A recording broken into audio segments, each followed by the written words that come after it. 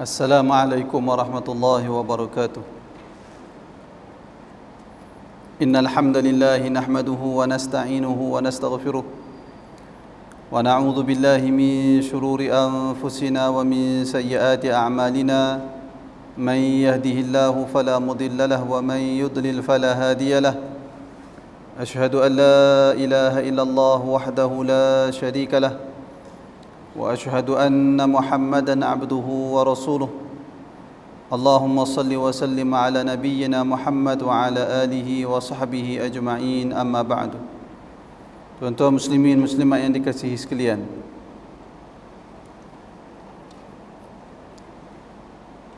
kita tengok beberapa persoalan fiqh terlebih dahulu pada malam ni. Iaitu yang pertama,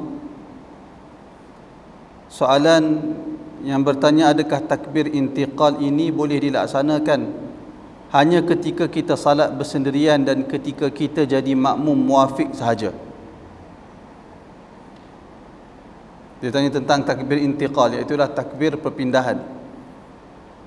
Yang dinamakan takbir intiqal di dalam salat iaitu takbir perpindahan dari satu rukun kepada rukun yang lain, dinamakan sebagai takbir intiqal. Kalau banyak dinamakan sebagai takbir intiqalat. Itu takbir intiqal. Jadi dia tanya, apakah takbir intiqal itu hanya sunat ketika kita salat bersendirian atau muafiq sahaja dan muafiq sahaja? Manakala ketika kita jadi makmum masbuk, kita nak ikut imam yang tengah sujud. Kita masuk masjid, imam tengah sujud. Masa kita nak ikut imam sujud tu, kita perlu takbirkan? Dia tanya begitu. Terus ikut imam sujud. Baik, bila kita masuk masjid, imam sedang sujud, berdasarkan hadis Nabi SAW bersabda, wa ma adraktum fasallu. Apa yang kamu dapati imam tengah buat, maka tunaikan salat. Kita jangan tunggu, jangan duduk dalam saf macam dulu orang dulu buat. Bila masuk dalam saf, imam tengah sujud, dia masuk dalam, dia berdiri dalam saf, dia tunggu. Tunggu apa? Tunggu berdiri baru dia masuk dalam sembahyang. Bukan itu tak betul caranya. Sebaliknya, bila kita masuk dalam saf, imam tengah sujud, Nabi kata wa ma adraktum fasallu, sembahyang. Jadi macam apa yang kita perlu buat? Kita takbir. Imam tengah sujud, kita takbir. Takbir itu wajib takbiratul ihram. Takbir itu tuan-tuan kena lihat, takbiratul ihram yakni iaitulah takbir kerana nak masuk di dalam salat. Kerana salat tak ada cara masuk ke dalamnya melainkan mesti melalui takbiratul ihram. Berdasarkan hadis Nabi SAW, wa tahrimuha takbir, masuk di dalam salat itu dengan bertakbir. Wa tahliluha taslim, dan habis dari salat itu dengan memberi salam. Jadi bila kita imam tengah sujud, kita nak masuk salat berjamaah, kita terus takbir. Takbir itu namanya takbiratul ihram wajib. Kalau dia tak boleh niat takbir nak sujud, tak boleh. Kalau dia niat takbir itu kerana nak sujud, tak terlaksana salat. Dia mesti niat takbiratul ihram, takbir masuk ke dalam salat. Takbir itu rukun. Kemudian kita, setelah kita takbir itu, kita disunatkan pula untuk takbir kali kedua.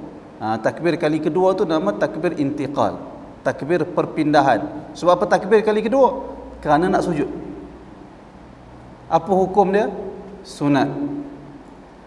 Bila kita kata sunat, kalau seseorang dia masbuk, dia takbir Allahu Akbar, imam tengah sujud, Allahu Akbar, dia masuk dalam salat, kemudian terus dia turun sujud, boleh ke tak boleh? Sah ke tidak sah sembahyang tersebut? Jawapan dia sah. Kerana takbir kedua itu hukum dia sunat. Boleh lah. Bahagian kedua soalan ni dia tanya, semasa kita jadi makmum masbuk, mengikut imam yang tengah duduk baca tasyahud akhir, semasa kita baca tasyahud itu, adakah kita perlu baca tasyahud itu sehingga selawat? Atas sebab kebiasaan imam akan baca selawat semasa di tasyahud akhir. Dia begini, katalah kita masbuk salat zuhur, ketika imam rakaat ketiga, kita masuk Allahu Akbar, imam rakaat ketiga, jadi kita rakaat pertama. Kemudian imam turun rakaat ketiga, kita rakaat pertama. Imam bangun buat rakaat yang keempat, kita rakaat kedua. Imam duduk tahiyat akhir, kita duduk tahiyat awal. Imam baca tahiyat panjang, tahiyat, bertasyahud, berselawat dengan selawat Ibrahimiyah. Kita yang duduk tahiyat tu pada kita tahiyat awal. Kita nak baca takat mana? Tuan-tuan kena ambil ni. Masbuk, hukum ketika berdiri ikut rakaat kita. Faham?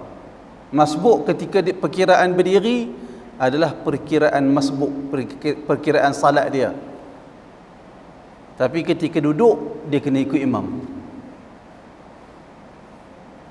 Oleh kerana itu, masbuk yang duduk pada rakaat kedua, masbuk yang duduk tahiyat pertama di dalam salat, mengikut imam yang sedang duduk tahiyat akhir di dalam salat imam, maka makmum tersebut dianjurkan baca tahiyat penuh sekali dengan selawat sekali, selawat Ibrahimiyah sekali. Kalau imam tu tak bagi salam lagi, dianjurkan juga untuk makmum tu berdoa dengan apa-apa doa, kerana salat itu ikut tahiyat, tu ikut tahiyat imam. Imam tahiyat akhir ada sunat berdoa, maka kita juga disunatkan berdoa sekalipun tahiyat itu merupakan tahiyat pertama dalam salat kita tersebut. Antara bukti dalam perkara ini iaitulah perkataan Al-Imam Ibn Hajar Al-Haytami di dalam kitab dia Tuhfatul Muhtaj.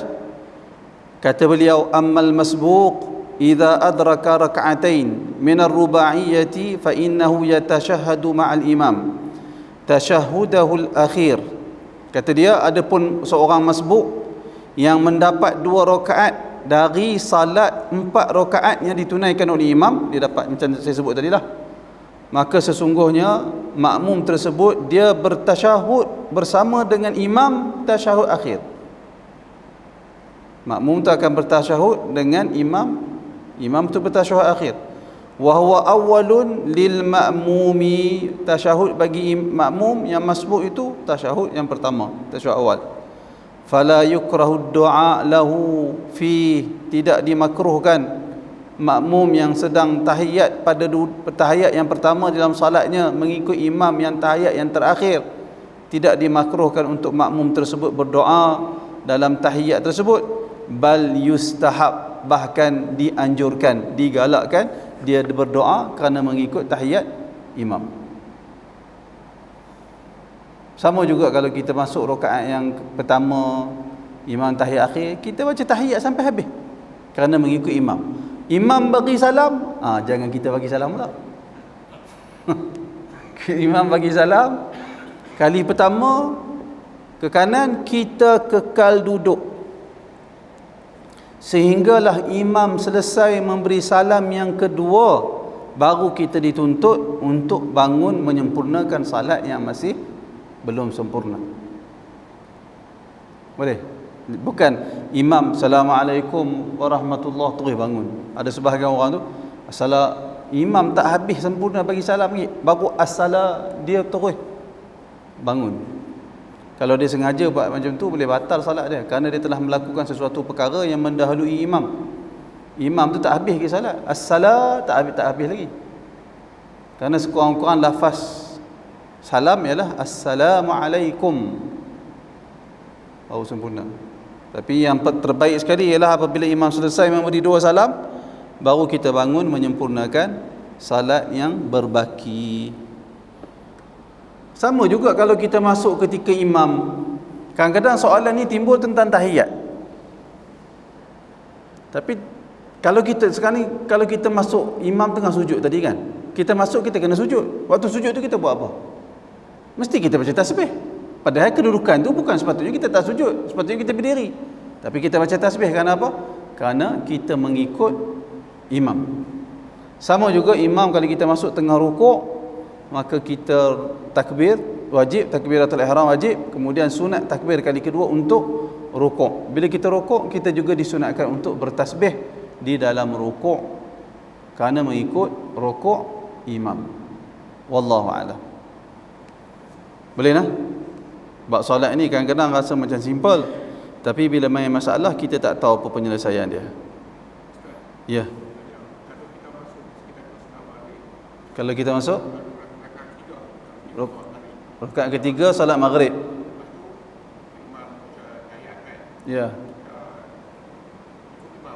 Kita duduk tahiyat. Kita ikut secara fizikal tanpa baca ataupun sebab saat lagi kita nak rakaat kita yang kedua kita dapat tahiyat pula.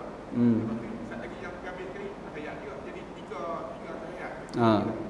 Soalan dia, kita duduk, kita masuk solat maghrib, imam tengah tahiyat macam tu. Imam tengah tahiyat akhir. Kita masuk tu kita nak buat apa? Duduk saja ke tak perlu baca? Jawapan dia, duduk dan baca tahiyat. Duduk dan baca tahiyat sampai habis, selawat sekali, doa pun boleh. Kerana tahiyat tu kita ikut tahiyat imam. Kita mengikut tahiyat imam. Habis tu kita baca 3 kali tahiyat. Ya, kita baca 3 kali tahiyat dalam solat maghrib tu. Jangan pelik, ada solat yang 3 rakaat 4 tahiyat. Solat apa? Ini soalan cipumah dalam orang mengaji fiqh, dia ada soalan ni. Apa dia solat yang 3 rakaat 4 tahiyat? Macam mana tu? Siapa boleh jawab? Jawapan dia, solat maghrib masbuk, yang masuk solat ikut imam ketika imam tahiyat awal. Dia masuk solat maghrib, imam tu tengah tahiyat awal. Jadi dia takbir Allahu Akbar, turun, dia buat apa? Tahiyat. Satu tahiyat dah kat dia. Lepas tu rakaat yang berikutnya imam tu rakaat ketiga, akan ada tahiyat akhir bagi imam, dia 2 kali rakaat dah. Imam bagi salam, dia bangun dia rakaat ke berapa? Rakaat kedua. Rakaat kedua pasal dia dapat rakaat pertama bersama dengan imam pada rakaat ketiga. Dia masuk ketika imam tahiyat awal. Tak dapat rakaat. Dia tak dapat rakaat pada rakaat kedua imam, dia tak dapat rakaat. Tapi dia dah tahiyat dah. Dia dah satu tahiyat. Imam tahiyat ketiga, dia baru rakaat pertama, dia ada tahiyat dah pasal imam rakaat ketiga. Imam bagi salam, dia bangun, solat dia baru 2 rakaat. Tahiyat lagi. Lagi satu rakaat ketiga, tahiyat lagi. 4 tahiyat dalam 3 rakaat solat.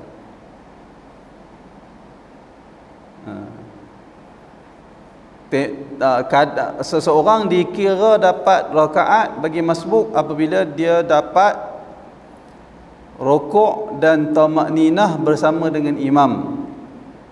Jadi dapat tahiyat, kalau imam duduk tahiyat kedua, tahiyat awal, dia masuk dapat tahiyat awal bersama imam, dia tak dapat rakaat kedua. Kerana kadar akhir seseorang dapat rakaat apabila dia sempat rukuk dan tamakninah bersama dengan imam. Sekalipun dia tak sempat baca Al-Fatihah, tetapi rakaat yang dia dapat rukuk tu dia dapat. Boleh faham? Kadar minimum rukuk apabila seseorang sempat meletakkan 2 telapak tangannya pada lutut dia, itu kadar minimum. Dia sempat letak telapak tangan dia pada kedua lutut dia dan sempat tamakninah, imam pun sami Allahu liman hamidah, dia dapat rakaat tersebut. Lebih daripada itu tak dapat. Kalau dia baru Allahu Akbar, imam tengah rukuk, dia masuk Allahu Akbar, dia baru hayun nak tunduk, tak sempat lagi tangan dia sampai ke lutut dia, tiba-tiba imam sami Allahu liman hamidah, dia tak dapat rakaat tersebut. Wallahu a'lam. Ada soalan dihantarkan kepada saya tentang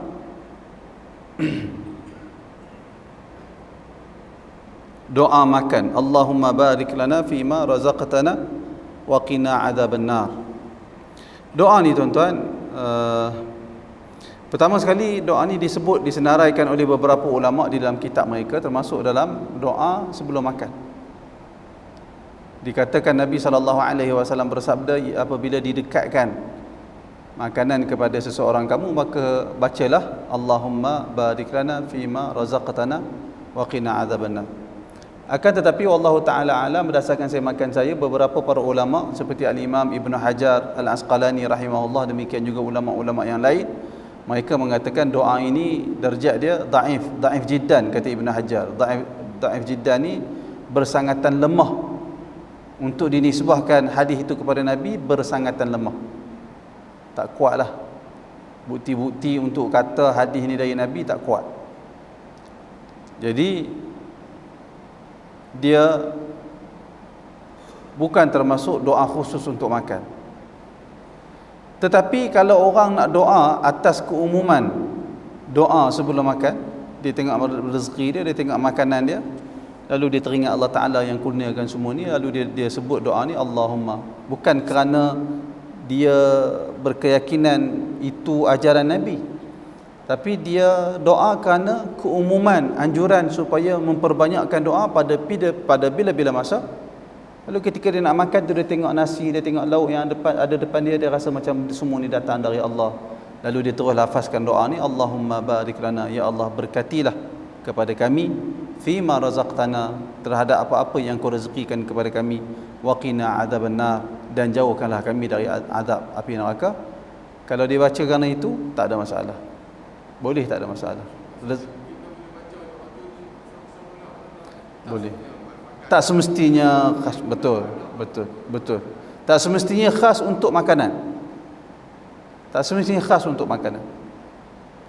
Kami nak minum, boleh, tak ada masalah. Kerana rezeki itu luas makna dia. Rezeki itu luas maknanya. Tuan-tuan datang kuliah, duduk dalam kuliah boleh dapat berapa ilmu, itu rezeki. Berapa ramai orang dalam kampung ni tak main kuliah, dia tak dapat berapa ilmu, dia tak dapat rezeki tu. Tuan-tuan datang menunaikan salat maghrib, ikhlas menunaikan salat maghrib kepada Allah, tuan-tuan dapat rezeki pahala dari Allah Subhanahu wa taala. Tuan-tuan lagi kita sembahyang isyak, rezeki daripada Allah Subhanahu wa taala. Berapa ramai yang ada tetapi Allah Taala tidak gerakkan hati mereka untuk datang menunaikan salat di masjid, mereka tak dapat rezeki itu. Seperti mana kata Syekh apa nama dia kata, anak-anak yang berada di rumah, ketika ayah dia kata dekat dia, tolong ambil barang sekian-sekian, jangan dia rasa macam ayah dia menyusahkan dia. Jangan dia merasakan mak dia menyusahkan dia. Tetapi hendaklah dia sedar bahawasanya itu semua adalah rezeki dari Allah Subhanahu wa taala, kerana dia boleh berkhidmat kepada mak dan ayah dia, perkara itu ada pahala untuk dia di akhirat kelak. Tapi orang yang tak ada di rumah, tak berkhidmat, tak berbakti kepada mak ayah, dia tak dapat rezeki berbakti kepada mak ayah. Sedap-sedap mak ayah dia dah meninggal dah. Allah, meninggal teriak, teriak sehari dua. Habis lepas tu tak ada teriak. Tapi yang berkhidmat kepada orang tua, dia mendapat rezeki dari Allah, iaitulah dia dapat pahala di sisi Allah dengan pahala yang berlipat kali ganda. Wallahu a'lam. Boleh tuan-tuan, ada soalan lain?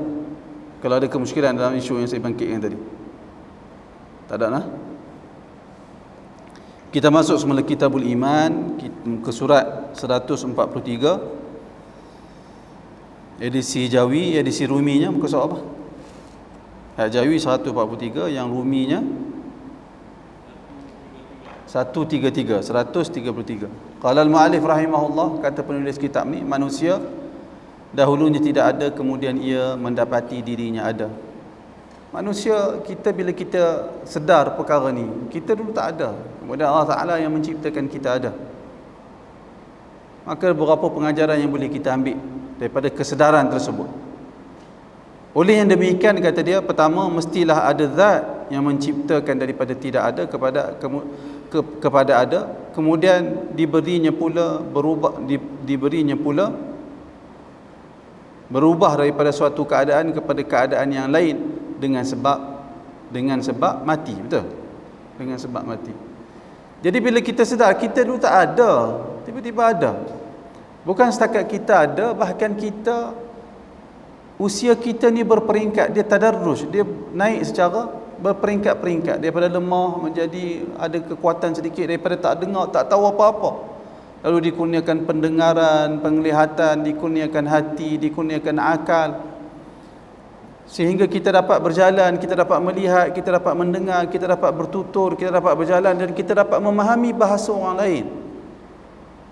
Kemudian kita dewasa, bertambah kekuatan kita sehingga kemuncak kekuatan kita. Kemudian tiba-tiba dia menurun balik kekuatan. Tiba-tiba lemah balik pendengaran, lemah balik penglihatan, dah mula ada kabur dah pada telinga, pada mata. Telinga pula orang cakap sikit tak dengar. Kemudian rasa semakin lemah, akhirnya nak bergerak pun tak boleh. Semua orang melalui proses ni. Sekurang-kurangnya kita seorang manusia yang insaf, yang mencari Tuhan dia dengan dia tengok pada diri dia sendiri, dia yakin seyakin-yakinnya ada Tuhan yang menciptakan dia. Bukan setakat Tuhan itu menciptakan tinggal dia begitu saja, tetapi Tuhan itulah yang mengurus dan mentadbir urusan dia. Sehingga begitu perjalanan hidup dia, daripada lemah menjadi semakin kuat, semakin kuat, semakin kuat, tiba-tiba dia semakin lemah, semakin lemah, semakin lemah, dan akan lemah seterusnya hingga kepada tak ada balik, sehingga mati balik. Tak ada orang yang berbeza, semua orang sama saja. Kalau dia hidup umur yang sama, dia akan melalui proses yang sama. Tak ada orang jadi lemah, kuat, jadi kuat, semakin kuat, 60, 70, semakin kuat. Ada? Tak ada. Menunjukkan perkara ini bukan berlaku secara spontan, tak sengaja. Bukan. Ada peraturan yang telah ditetapkan oleh satu zat yang maha agung. Tak ada siapa boleh melawan peraturan tersebut. Tidak ada siapa yang boleh keluar dari kehendak dia, iaitulah Allah Subhanahu wa taala. Itu perkara pertama yang boleh kita faham apabila kita melihat peredaran perubahan usia kita. Kedua, kata dia, maka mestilah ada zat yang berkuasa mengubahkan hal ini. Dah terang dah sebentar tadi. Dan yang ketiga, dan zat itu tidak lain kecuali Allah yang mula menciptakannya. Kalau bukan Allah yang menciptakan, tentu sekali tiap-tiap orang berkuasa menahankan dirinya daripada mati. Kalaulah tak ada Tuhan yang mengaturkan kehidupan kita ni, mai sampai umur 40 nak jadi lemah, nak jadi kuat balik. Macam saya sebut tadi lah, 60 semakin kuat, 70 semakin kuat, 80 semakin kuat. Tak ada. Tak ada. Kerana setiap makhluk itu perlu akur kepada peraturan yang telah Allah Ta'ala tetapkan di atas muka bumi ini. Sama dengan alam, tuan-tuan. Kalaulah matahari dan bulan tu beredar dengan kehendak dia beredar, matahari kata aku tak mau tenggelam lah hari ni, nak lama sikit, kalau ikut kehendak dia. Tetapi tak berlaku perkara tu. Mesti akur dan patuh kepada peraturan Allah Subhanahu wa taala. Bahkan sebenarnya hidup kita untuk itu. Kita jangan tanya, kenapa Allah buat begini, kenapa Allah buat begitu, kenapa Allah tak bagi aku kaya, kenapa Allah cipta ada orang jadi susah, kenapa Allah Ta'ala ada cipta ada makhluk jadi ada orang jadi cacat. Tak payah duk tanya lah. Kita dihidupkan di atas muka bumi oleh Allah Subhanahu wa taala. Allah yang memberi peluang kepada kita untuk hidup di atas muka bumi ini. Allah yang memberi segala-galanya untuk kita. Allah nak kita beribadah kepada dia, bukan duk bersoal apa yang dia buat. Allah berkuasa buat apa yang dia kehendaki. Alhamdulillah, Allah Ta'ala telah menetapkan dia tidak akan bertindak zalim kepada sesiapa pun. Sebaliknya dia sentiasa adil, dan tidakkan dia sentiasa penuh dengan kebijaksanaan. Kita saja yang tak tahu. Maka kerana itu jangan persoal apa yang dilakukan oleh Allah, tetapi tanya diri sendiri, aku telah bersedia ataupun tidak untuk bertemu dengan Allah Subhanahu wa taala. Apabila Allah yang menciptakan makhluk ini, menghidup dan mematikan, telah menegaskan bahawa dia akan menghidupkan manusia semula sekali lagi, maka mengingkarinya adalah disebabkan oleh degil dan takbur. Firman Allah Subhanahu wa taala, tak ada orang yang mengingkari hari kebangkitan semula melainkan orang itu adalah orang yang degil dan takabur, besar diri. Allah Subhanahu wa taala berfirman, "Qulillahu yuhyikum thumma yumitukum thumma yajma'ukum ila yaumil qiyamah la raiba fihi walakinna aktsaran nasi la ya'lamun." Yang bermaksud, katakanlah wahai Muhammad, qul, katakanlah wahai Muhammad, bagi tahu kepada semua manusia, Allah lah yang menghidupkan kamu, Allah lah yang menghidupkan kamu semua. Yuhyikum, Allah lah yang menghidupkan kamu semua. Kemudian dialah yang mematikan kamu semua. Setelah itu ia menghimpunkan kamu semua pada hari kiamat yang tidak ada keraguan padanya. Akan tetapi kebanyakan manusia tidak mengetahui. Pasti kebangkitan hari kiamat itu berlaku, tetapi manusia ramai yang tak tahu. Tak tahu disebabkan degil mereka untuk mengambil pengajaran. Ada orang dia hidup di atas muka bumi, dia tak pernah fikir apa tujuan hidup dia di atas muka bumi. Seperti orang-orang yang kafir, mati dalam keadaan kafir. Orang-orang tu tak pernah berfikir, apa tujuan aku dihidupkan di atas muka bumi? Hanya sekadar hidup, kemudian mati? Itu sahaja? Sama sekali tidak. Sebaliknya tujuan kita dihidupkan di atas muka bumi untuk kita kenal Allah Subhanahu wa taala. Demikian juga orang Melayu, orang Muslim yang telah lahir dalam keluarga Muslim, jangan dia rasa macam dia dah masuk keluarga orang, dia dah jadi orang Islam, nama dia Muhammad, lalu dia tak perlu mencari, dia tak perlu mengenal Tuhan dia. Jangan dia rasa begitu. Dia perlu mencari, dia perlu kenal Allah Subhanahu wa taala melalui nama dan sifat-sifat Allah Subhanahu wa taala. Macam tadi saya sebut, Allah Taala telah tetapkan pada diri dia, dia tidak akan berlaku zalim. Dia sentiasa adil. Maka kita tahu antara salah satu sifat Allah ialah Maha Adil. Antara saya sebut tadi, Allah Subhanahu wa taala berhak melakukan apa sahaja dan semua perbuatan yang dilakukan penuh dengan kebijaksanaan. Maka kita tahu Allah itu, antara salah satu sifat Allah ialah Maha Bijaksana, Maha Sempurna, Maha Gagah Perkasa. Pada malam ni saja sepatutnya kita dapat beberapa sifat Allah. Maha berkuasa, Maha sempurna, Maha bijaksana, Maha adil dalam semua tindakan dia. Itu antara sifat-sifat Allah Subhanahu wa taala. Yang kedua kata dia, perkara yang berkaitan dengan beriman kepada hari kiamat dan firman Allah, wa daraba lana mathalan wa nasiya khalqah, ini surah Yasin. Qala man yuhyi al-'idhama wa hiya ramim قل يحييها الذي أنشأها أول مرة وهو بكل خلق عليم الذي جعل لكم من الشجر الأخضر نارا فإذا أنتم منه توقدون أوليس الذي خلق السماوات والأرض بقادر على أن يخلق مثلهم بلى وهو الخلاق العليم. Yang bermaksud, dan orang kafir membuat perumpamaan bagi kamu, seperti yang saya beritahu kepada tuan-tuan, seorang pembesar Quraisy. Ayat ini turun sempena dengan peristiwa dia. Saya tak ingat nama dia apa. Dia keluar dari rumah, dia bawa tulang kering yang boleh dihancurkan. Dia cari Nabi Muhammad. Lalu dia kata, bila dia jumpa Nabi Muhammad, "Ya Muhammad," dia kata, "Ataz'amu anna hadha," dia pergi kat Nabi Muhammad, dia hancurkan tulang tu, dia lepas di tengah angin tiup pergi. Dia kata, "Ya Muhammad, ataz'amu hadza sayub'ats?" Wahai Muhammad, kamu kata tulang yang telah hancur lebur ini akan dibangkitkan semula? Dia kata kat Nabi Muhammad, tanya dalam bentuk mengingkari. Mengarut saya perkara ni. Macam mana boleh nak dihimpunkan semula, dia hancur entah ke mana tulang tu pergi pun kita tak tahu. Lalu Nabi SAW kata, "Naam, ya, tulang itu semua akan dibangkitkan dan kamu juga akan dibangkitkan, dan setelah itu Allah akan masukkan kamu ke dalam neraka." Waktu dia hidup lagi. Maknanya perkhabaran buruk kepada dia, yang dia tu termasuk dari kalangan ahli neraka. Bila dia sebut begitu, turun ayat ni, "Wa daraba lana mathalan wa nasiya khalqah." Boleh kalau bahasa kita kan, bahasa terjemahan sembang, boleh dia buat perumpamaan kat kita. Dia macam tu. Wa nasiya khalqah, dia lupa diri penciptaan dia sendiri.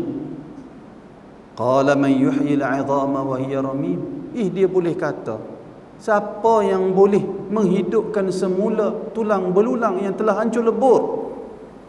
Qul, habaq kat dia wahai Muhammad, yuhyiha alladhi ansha'aha awwala marrah, yang menghidupkan tulang belulang yang sudah hancur itu adalah Tuhan yang menciptakan tulang tersebut daripada tiada kepada ada. Wa huwa bikulli khalqin alim, dan dia Tuhan yang menciptakan setiap makhluk daripada tiada kepada ada. Terhadap setiap makhluk dia maha mengetahui. Alladhi ja'ala lakum minas syajaril akhdari naran fa idza antum minhu tuqidun, sehingga ke akhirnya. Dialah yang menjadikan untuk kamu itu asy-syajar al-akhdar, pokok tumbuhan yang hijau, dan daripada tumbuhan yang hijau dia mengering sehingga boleh dihidupkan api pula, daripada mati pula pokok tumbuhan hijau tersebut. Awalaysa alladhi khalaqas samawati wal arda biqadirin ala an yakhluqa mithlahum, bukankah Tuhan yang telah menciptakan langit dan bumi, dia juga sudah tentu berkuasa untuk menciptakan seumpama dengan langit dan bumi. Bala wa huwal khallaqul alim, bahkan dialah Tuhan yang maha pencipta lagi maha mengetahui. Surah Yasin ayat 78 hingga 81. Pengarang kitab Syarah Al-Aqidah At-Tahawiyah, Ibnu Abil Aiz nama dia. Ni antara kitab akidah yang penting. Nama dia kitab Aqidah At-Tahawiyah. Asalnya Al-Imam At-Tahawi, dia tulis kitab akidah, perkara-perkara akidah yang wajib diimani oleh setiap orang beriman. Asalnya kitab dia tak popular sangat. Tapi datang Ibnu Abil Aiz, dia mensyarahkan kitab ni, kitab ni jadi naik nama dia, jadi popular disebabkan syarah dia. Disebabkan syarah dia oleh Ibnu Abil Aiz. Pengarang kitab Syarah Al-Aqidah At-Tahawiyah ketika menafsirkan ayat-ayat itu, beliau berkata, sekiranya ada manusia yang paling mengetahui, paling fasih dan cekap berbahasa, bercita-cita membawa suatu hujah yang lebih baik daripada susunan bahasa ayat-ayat itu, atau seumpama dengannya dari segi padat susunan dan jelas pengertian, nescaya ia tidak kuasa. Kalau ada orang boleh cerita tentang seperti tadi ayat yang kita baca sebentar tadi, dia boleh susun ayat seindah itu, sepadat itu hujah-hujah dia, bukti yang begitu jelas kepada orang yang mahu berfikir, dia tak akan mampu susun ayat begitu.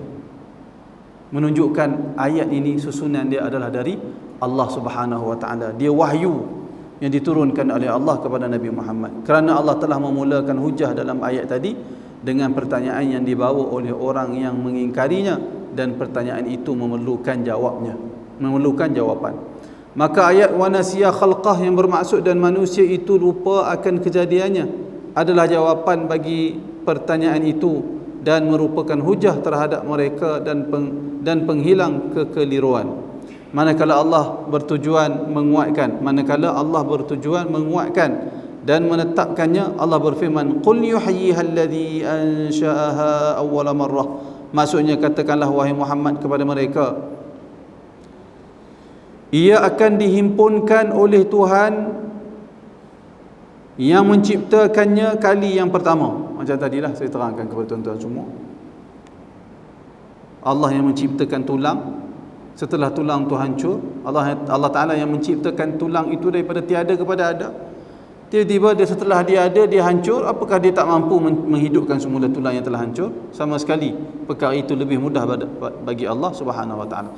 Tapi bila kita sebut lebih mudah, menghidupkan benda yang telah ada lebih mudah, bukan bermaksud, jangan kita faham seolah-olah menciptakan benda tak ada kepada ada tu agak susah bagi Allah. Tak boleh faham begitu. Tak ada sesuatu lebih mudah, tak ada sesuatu lebih susah pada Allah. Semuanya mudah pada Allah. Allah nak ciptakan apa-apa saja, kun, jadi. Tapi Al-Quran berbicara dengan manusia, nak tunjuk manusia guna logik. Dia rasa macam-macam, mana nak hidupkan semula tulang yang telah hancur. Lalu Al-Quran datang menggunakan logik akal manusia. Allah Ta'ala mampu menciptakan daripada tiada kepada ada. Lebih mudah untuk cipta benda yang ada untuk musnah dan diadakan semula, lebih mudah. Itu guna logik akal, tetapi bukan pada Allah. Setiap sesuatu tak ada yang lebih mudah, tak ada yang lebih susah pada Allah. Semuanya mudah belaka. Kerana dia Tuhan. Idza arada syai'an ay yaqula lahu kun fayakun. Bila nak sesuatu Allah Taala, hanya Allah Taala kata jadi, maka jadilah. Kerana tiap orang yang berakal meyakini dengan jazam bahawa zat yang berkuasa menghidupkan kali yang pertama, berkuasa pula menghidupkan semula kali yang kedua, dan sekiranya ia tidak berkuasa menghidupkan semula kali yang kedua, maka menghidupkannya kali yang pertama adalah lebih lemah atau lebih tidak berkuasa lagi. Ini perkataan ni untuk deal dengan manusia, bercakap dengan manusia, nak bagi manusia itu berfikir. Tetapi Allah tak ada perbezaan. Saya ulang banyak kali ni. Allah menciptakan makhluk dalam apa keadaan, sama sekali tidak ada sebarang kepayahan dan kesukaran. Bila masalah penciptaan bergantung kepada kekuasaan pencipta terhadap makhluk dan pengetahuannya yang meliputi segala makhluknya, Allah menyusuli ayat tadi dengan berfirman wa huwa bikulli syai'in alim. Maksudnya Allah Maha mengetahui dengan segala sesuatu. Wa huwa, dan dialah Allah, bikulli syai', dengan setiap sesuatu itu, alim, Maha mengetahui. Samalah terjemahan dia. Maka ia mengetahui segala pentafsilan penciptaannya yang kedua. Tulang tu hancur, ditiup angin ke mana dia pergi, semua tu Allah Ta'ala tahu. Tak tersembunyi sesuatu pun, sama ada perkara itu di langit maupun di bumi, semuanya dalam pengetahuan Allah Subhanahu wa ta'ala. Apabila sempurna kudrah Allah dan ilmunya, maka apakah Allah tidak berkuasa menghidupkan tulang temulang yang telah rapuh dan hancur? Maka jawapannya sudah tentu Allah Ta'ala mampu dan berkuasa melakukan semua itu. Kerana itu Quran sebut bal qadirina ala an nusawwiya banana. Manusia kadang-kadang dia tak percaya, dia ragu. Orang musyrikin dahulu dia ragu macam mana boleh himpun semula tulang yang telah hancur. Allah Ta'ala kata bal qadirina ala an nusawwiya banana.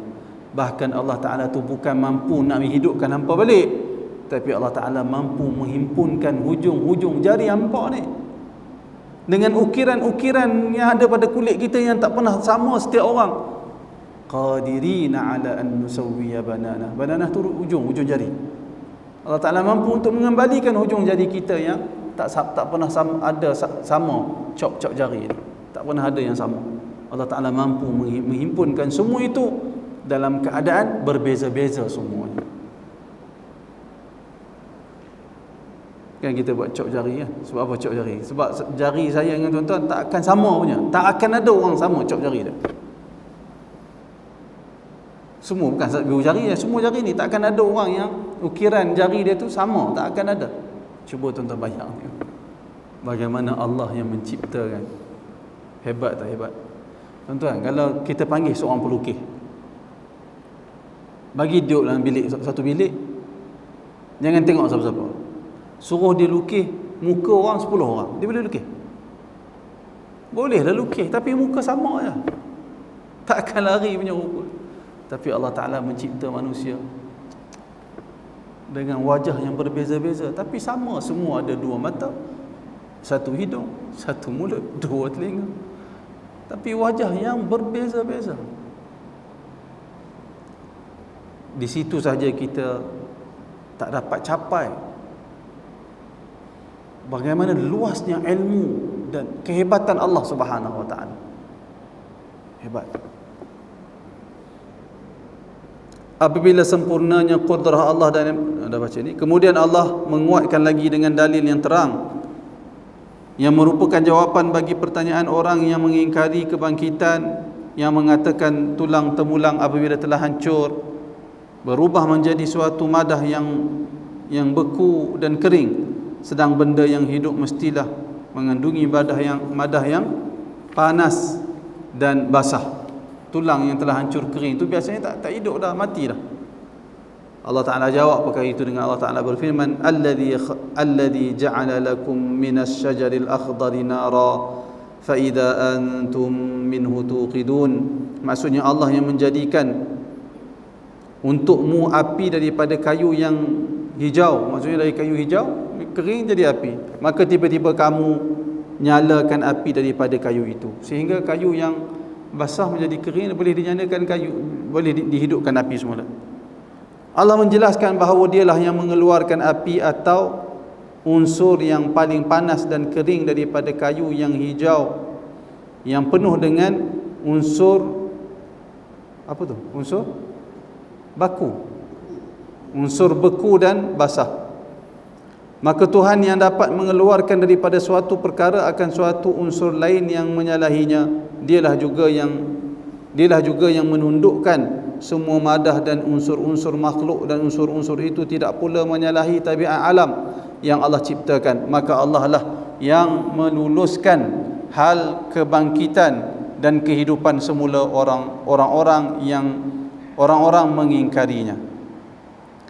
Kemudian Allah menguatkan hujah tadi dengan berdalil kepada perkara yang lebih besar terhadap perkara yang lebih kecil.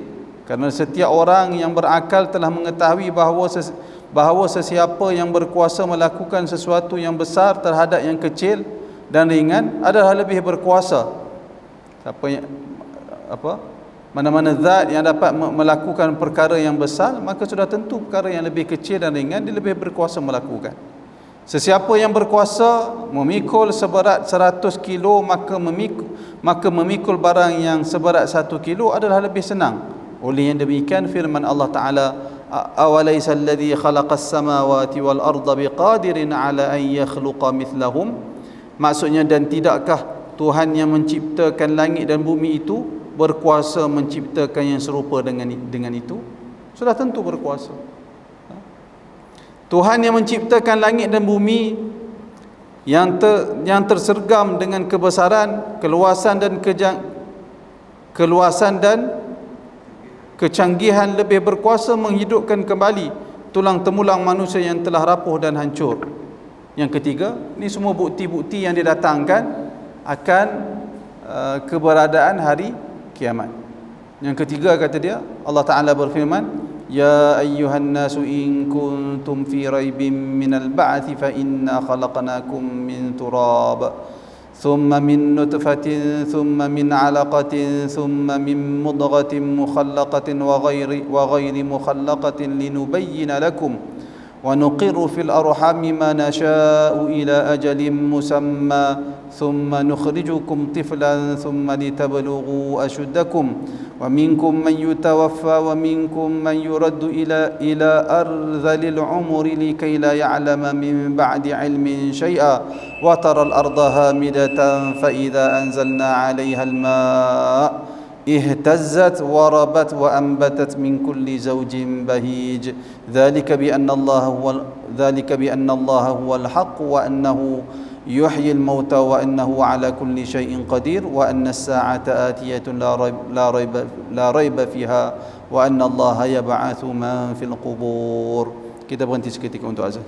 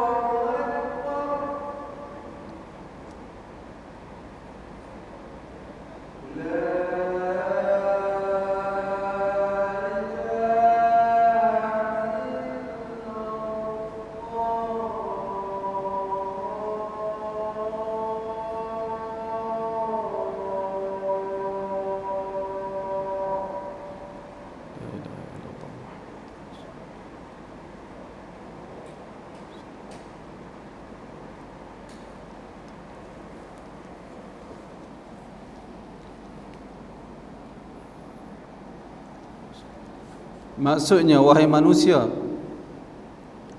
jika kamu dalam keraguan tentang kebangkitan daripada kubur, maka ketahuilah bahawasanya kami telah menjadikan kamu daripada tanah, kemudian daripada setitis mani, kemudian daripada segumpal darah, kemudian daripada segumpal daging, yang sempurna kejadiannya dan yang tidak sempurna. Ada yang sempurna, ada yang tidak sempurna. Disebut dalam Al-Quran. Agar kami jelaskan kepada kamu dan kami menetapkannya sesudah itu dalam rahim apa yang kami kehendaki. Kita manusia, Allah Ta'ala ciptakan kejadian kita di dalam rahim ibu kita. Semuanya Allah Ta'ala tetapkan. Rupa kita, warna kita, bagaimana keadaan anggota kita, semua tu dengan perancangan dari Allah Subhanahu Wa Ta'ala. Kita tak ada langsung masuk campur apa. Lemahnya kita ni. Untuk wujud pun kita tak ada kuasa apa-apa. Untuk menentukan rupa paras kita, keadaan tubuh badan kita, kita tak memiliki apa-apa kuasa. Semuanya Allah yang menentukannya. Lemahnya manusia. Tapi manusia yang amat lemah itu, bila Allah Ta'ala beri sedikit kuasa kepada dia, tiba-tiba dia mendabik dada dan merasakan dirinya bijak dan boleh melakukan apa saja. Itulah manusia yang lupa diri.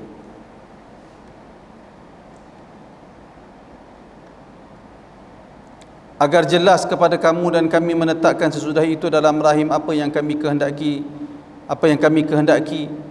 sampai waktu yang sudah ditentukan. Umur kita pun Allah Ta'ala yang tetapkan. Tak ada hak untuk, ya Allah, bagilah hidup sampai 1000. Tak ada. 1000 tahun. Tak mampu. Kemudian kami keluarkan kamu sebagai bayi, dilahirkan. Tadi cerita dalam perut. Kemudian dengan beransur-ansur kamu sampailah kepada umur kedewasaan, dan di antara kamu ada yang diwafat. Ni payah bahasa petani. Dia guna pa. Di sini dia guna pa. Titik 3.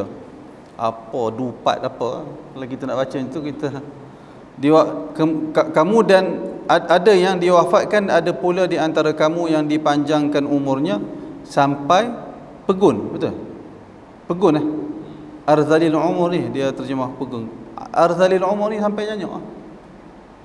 Sampai tak ada apa dah.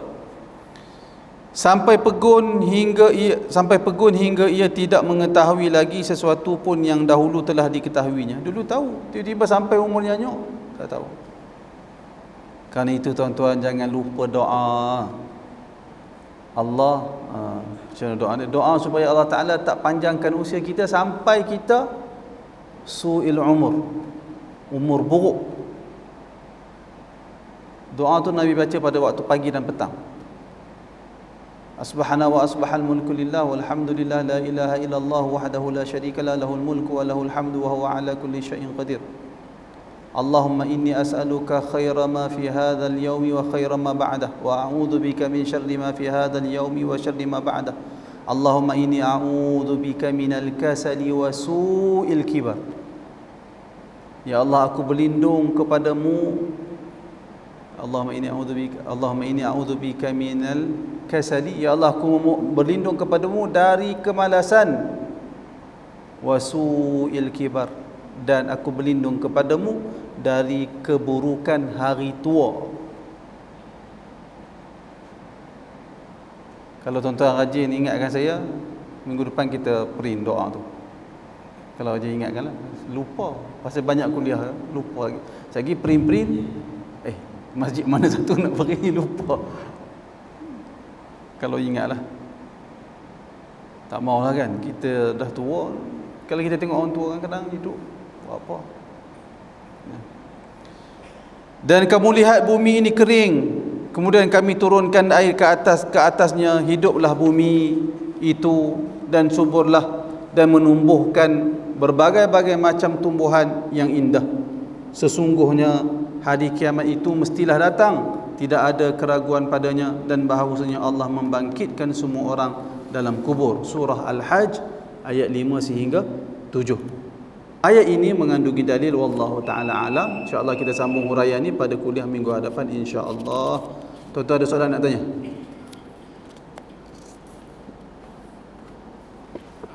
Ya.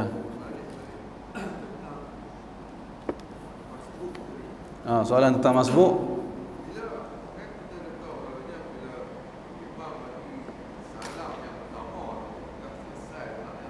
Dah selesai. Imam memberi salam pertama, dia bukan maksud dah selesai solat. Solat tak selesai lagi. Sebenarnya kita silap faham.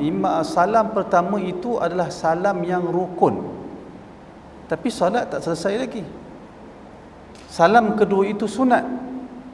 Contoh, saya bagi contoh tuan-tuan. Seorang kita sembahyang, Assalamualaikum, tiba-tiba kita terkentut. Sembahyang kita sah. Tapi boleh tak kita bagi salam kedua, Assalamualaikum warahmatullahi, setelah kita batal wudu? Tak boleh. Disebabkan kita salam kedua tu salam apa? Kerana salat, tak boleh berdosa. Berdosa kerana kita niat salat untuk melaksanakan salam kedua sedangkan kita tak ada wudu. Haram hukum dia. Jadi Assalamualaikum pun terkentut. Berhentilah. Sah tak salat itu? Sah. Kerana kita telah melaksanakan rukun. Jadi kita tak perlu buat yang sunat. Tapi bagi orang yang tak batal lagi salat, Assalamualaikum warahmatullahi, dia tak habis lagi salat. Assalamualaikum warahmatullahi, baru habis salat. Dia kena beza di antara rukun dan habis salat. Habis salat, habis kedua-dua salam. Selagi tak habis salat, selagi tak habis dua-dua salam, dia belum habis salat. Boleh tak? Ada soalan lain? Kita bangun sempurna. Kalau bagi masbuk, dia menyempurnakan sembahyangnya apabila imam selesai memberi dua-dua salam. Begitu. Tapi kalau dia lepas salam pertama tu dia bangun dah juga, saya tak ingat perkataan para ulama. Ada baca tapi tak ingat apa mereka kata. Kalau sempat saya semak balik, tak ingat. Wallahu a'lam. Tapi saya ingat waktu saya mengaji di pondok tu ada seorang kawan, dia dari Sarawak. Dia orang pertama waktu kami mengaji itu di masjid tu, dia orang pertama beri salam sebaik sahaja selepas salam pertama. Semua kami bagi salam, Assalamualaikum warahmatullahi. Bila imam bagi salam dua kali, Assalamualaikum warahmatullahi, baru semua bagi salam. Tapi dia orang pertama, setahu saya lah, bila imam bagi Assalamualaikum warahmatullahi, dia pun Assalamualaikum warahmatullahi. Dia buat macam tu. Kali pertama dia buat tu, terus ustaz tegur dia. Tak boleh buat macam tu. Kena bagi sempurna dua salam, imam menyempurnakan dua salam, baru kita memberi salam kita. Kerana dua-dua salam itu dalam satu rukun lah, dalam bukan satu rukun, dalam satu perbuatan salat.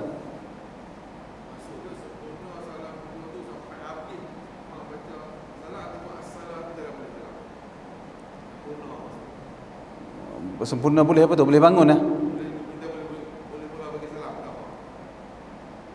Habis dua-dua. Betul. Bagi imam habis. Bagi imam habis baru kita memberi salam. Macam mana? Assalamualaikum warahmatullahi. Yang tu kan? Tunggu. Assalamualaikum warahmatullahi.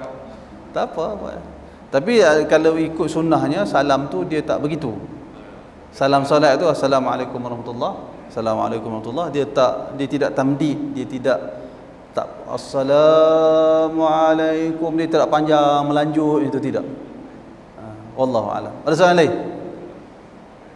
Dan demikian juga menurunkan jari telunjuk seperti yang disebut oleh Al-Khatib Asy-Syarbini di dalam Mughnil Muhtaj. Dia kata diturunkan telunjuk itu setelah sempurna kedua-dua salam. Assalamualaikum warahmatullahi, Assalamualaikum warahmatullahi, baru habis. Kerana bila dah, macam saya sebut tadi, bila sempurna dua salam tu, maka sempurnalah salat. Kita tak duduk salam kedua tu kita buat apa kalau bukan solat? Iyalah ustaz, tapi dia sunat saya. Betul lah sunat, tapi sunat apa? Sunat solat betul tak? Betul lah solat. Pasal apa dia dikira sebagai sunat solat? Kerana kita dalam solat ke luar solat? Dalam solat. Betul tak? Orang kita confuse bila dia rukun dengan salam tu, dia confuse sikit. Dia kata ni rukun ustaz, kita dah keluar. Kalau kita dah keluar dari salat dengan salam pertama, untuk apa kita buat salam kedua? Saya saja. Mana boleh saya saja? Kenapa kita buat salam kedua? Sunat ustaz, dia kata salam kedua. Betul lah sunat. Sunat apa? Sunat solat betul? Sunat solat dah. Tapi dalam solat ke luar solat? Dalam solat. Kita masih meneruskan sunat solat sekalipun setelah kita melaksanakan ke semua rukun solat. Kerana rukun tu adalah kadar mujzi, kadar minimum. Itu rukun, kadar minimum. Tapi yang sempurnanya pada bab salam iaitulah dengan 2 kali salam. Itu yang paling sempurna. Jadi yang paling sempurna duduk dalam solat ke luar solat? Semua yang paling sempurna itu adalah duduk di dalam solat. Rukun itu kadar mujzi, kadar minimum untuk dinamakan perkara itu solat telah dilaksanakan. Solat telah berlaku dan telah ada. Tapi belum ada hiasan-hiasannya. Lebih kurang begitulah bahasa. Dan semua hiasan tu di dalam solat, bukan di luar solat. Wallahu ta'ala alam. Aqulu qawli hadha wa astaghfirullahal azim li wa lakum. Assalamualaikum warahmatullahi wabarakatuh.